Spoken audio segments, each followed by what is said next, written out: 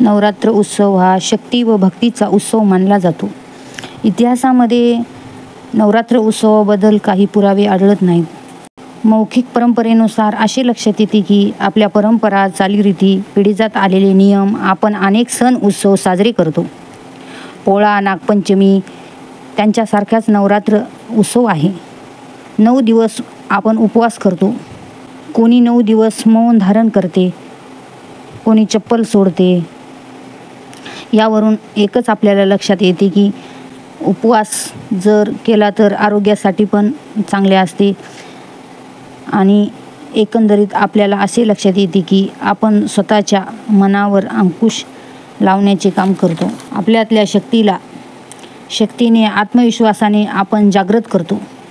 शक्ती हे देवीचं स्वरूप मानतो.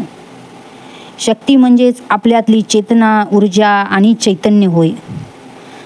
9 दिवस आपण कालिका मातेचं उत्सव साजरा करतो. आणि कालिका माता महिषासुराचा वध करते आणि 10व्या दिवशी ती दुर्गेचं स्वरूप धारण करते. याचाच अर्थ असा की देवी ही वाईटाचा नाश करून सत्याचा उदय करते. अंबा माईचा उदो उदो. अंबा म्हणजेच आई, उदो म्हणजेच उदय. आई हे प्रेमाचं प्रतीक. आणि नवरात्र निमित्ताने आपण घटस्थापनाही करतो. शेतातून माती आणून खरीप पेरणीला जी पिके पेरली जातात त्या बियांचं घटस्थापनेच्या दिवशी मातीत टाकतो. त्यामुळे बी पेरण्या योग्य आहे का हे लक्षात येते.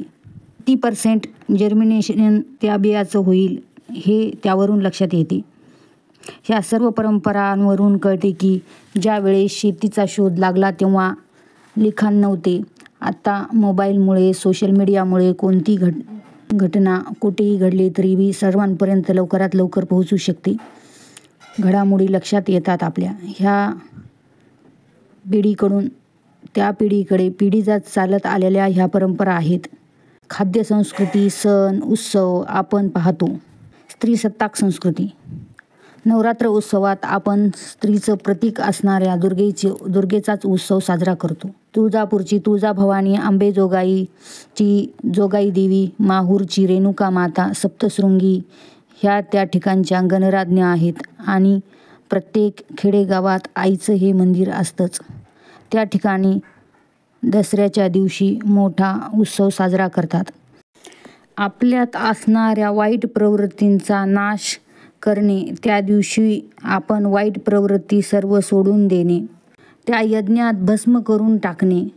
पण अलीकडच्या काही कालांतरानंतर ही बकऱ्याचा बळी देणे वगैरे हे काही दशकामध्ये झालेले बदल आहेत.